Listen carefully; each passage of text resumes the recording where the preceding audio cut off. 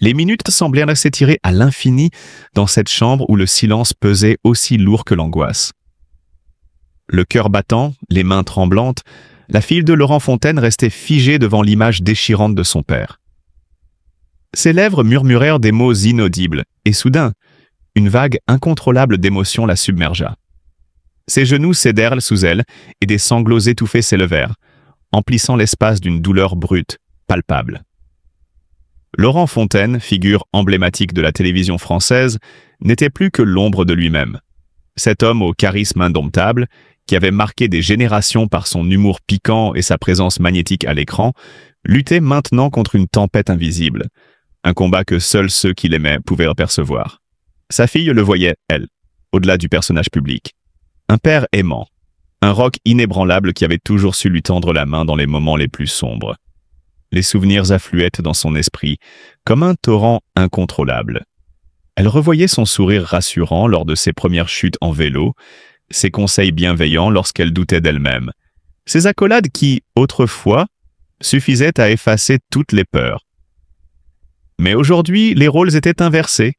Aujourd'hui, c'était elle qui devait être forte, qui devait le soutenir, alors que chaque fibre de son être criait son impuissance. Elle prit une grande inspiration, essuya ses larmes d'un revers de main tremblant et s'avança vers le lit. Elle attrapa la main de son père, si faible, si froide, mais encore présente. « Papa, je suis là !» murmura-t-elle d'une voix brisée. Un frisson parcourut son échine lorsqu'elle sentit une pression, si légère soit-elle, en réponse à son contact. Il était toujours là, toujours Laurent Fontaine. Toujours ce titan qui, même à bout de souffle, refusait d'abandonner. Les médecins murmuraient en arrière-plan, leur jargon médical devenant une simple rumeur indistincte face à l'intensité de l'instant.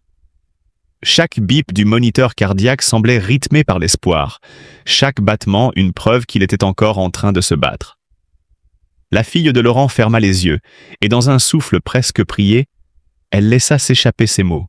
« Tu es plus fort que tout, papa. » Car oui, Laurent Fontaine n'était pas un homme ordinaire. Il était un phénix, un battant qui avait su transformer chaque obstacle en tremplin, chaque critique en élan vers de nouveaux sommets.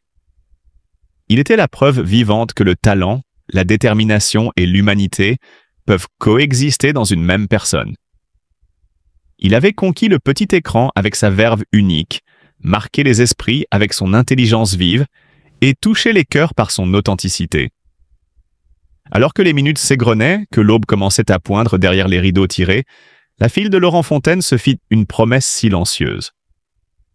Quelle que soit l'issue de cette épreuve, elle honorerait l'héritage de son père. Elle porterait haut son nom, non seulement comme un souvenir, mais comme un flambeau, celui d'un homme qui avait donné tout ce qu'il était pour les autres, qui avait illuminé tant de vies beaux par sa simple présence. Et dans ce moment suspendu entre la douleur et l'espoir, elle comprit que peu importe l'issue, Laurent Fontaine resterait éternel. Non seulement dans sa mémoire, mais dans celle de tous ceux qui l'avaient inspiré, amusé, ému. Un homme, un monument, une légende. Depuis plusieurs mois, son état de santé s'est dégradé, et cette réalité pèse lourdement sur lui et sa famille.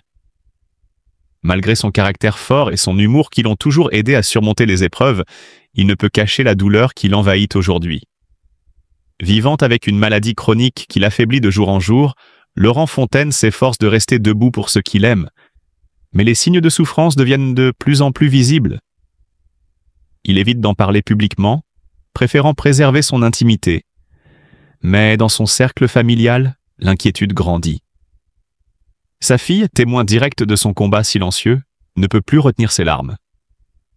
Quelques minutes plus tôt, en voyant son père lutter pour respirer, la voix tremblante et les traits marqués par la fatigue, elle s'est effondrée.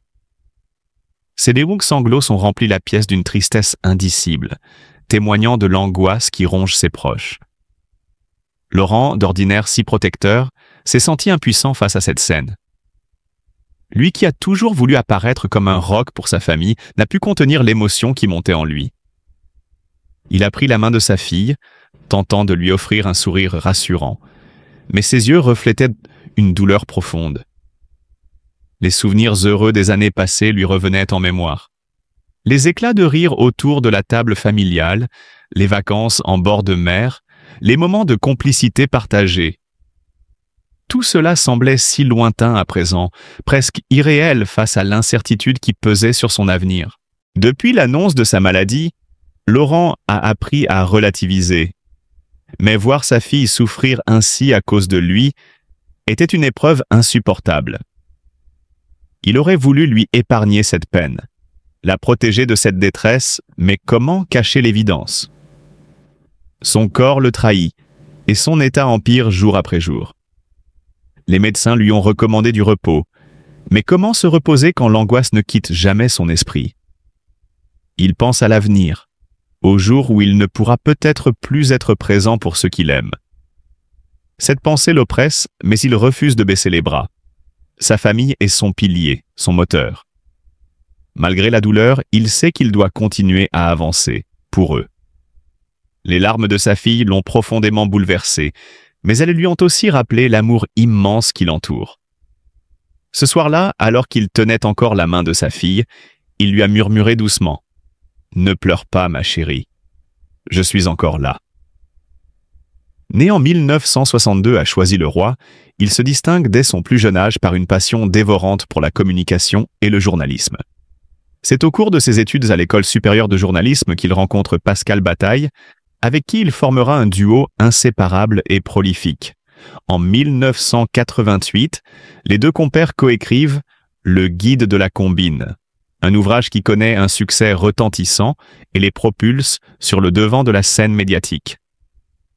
Fort de cette reconnaissance, Laurent Fontaine fait ses premiers pas à la télévision en 1991 sur Canal Jimmy, où il anime des émissions novatrices telles que La Chronique des Rebelles et Le Meilleur du Pire. Sa collaboration avec Pascal Bataille se poursuit sur TF1 avec Combien ça coûte? Swing aux côtés de Jean-Pierre Pernaut, où ils apportent une touche d'originalité et d'audace au journalisme télévisuel. La consécration arrive en 1997 avec Y a pas photo, une émission qu'il produit et anime avec Pascal Bataille. Ce programme, mêlant investigation et divertissement, devient rapidement un rendez-vous incontournable pour des millions de téléspectateurs. Leur alchimie à l'écran et leur capacité à aborder des sujets variés avec pertinence et humour séduisent un large public. En 2002, il lance « Y a que la vérité qui compte », une émission basée sur les retrouvailles et les révélations qui connaît également un immense succès et s'impose comme un pilier de la grille de TF1. Parallèlement à son rôle d'animateur, Laurent Fontaine se distingue en tant que producteur visionnaire. Il est à l'origine de La méthode Coué en 2003, une émission qui révolutionne le talk-show en France par son ton décalé et ses interviews sans concession. Sous sa houlette, le programme atteint des sommets d'audience et devient un phénomène culturel. Sa société de production, Loribel, multiplie les projets ambitieux, contribuant à redéfinir les standards du divertissement télévisuel. En 2010, Laurent Fontaine démontre une fois de plus sa polyvalence en animant la 8e saison de L'Île de la Tentation sur Virgin 17, prouvant sa capacité à s'adapter aux évolutions du paysage médiatique et à capter l'air du temps. Son parcours est également marqué par un engagement citoyen fort, notamment à travers l'animation du magazine Utile sur LCI, où il aborde des thématiques sociétales avec une approche informative et pédagogique. Après une période plus discrète, il effectue un retour remarqué en 2022 en rejoignant l'équipe de chroniqueurs de TPMP People sur CWAT, démontrant une fois de plus sa capacité à se réinventer et à rester pertinent dans un milieu en constante évolution. Sa présence apporte une expertise et une expérience précieuses, enrichissant les débats et les analyses de l'émission. Laurent Fontaine, c'est l'histoire d'un homme passionné qui a su, au fil des décennies, innover et surprendre, tout en restant fidèle à ses valeurs d'authenticité et de proximité avec le public.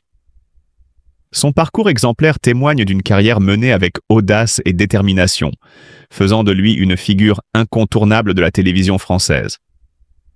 Laurent Fontaine traverse une période extrêmement difficile, et le moment où sa fille a tremblé et éclaté en sanglots a bouleversé de nombreux cœurs.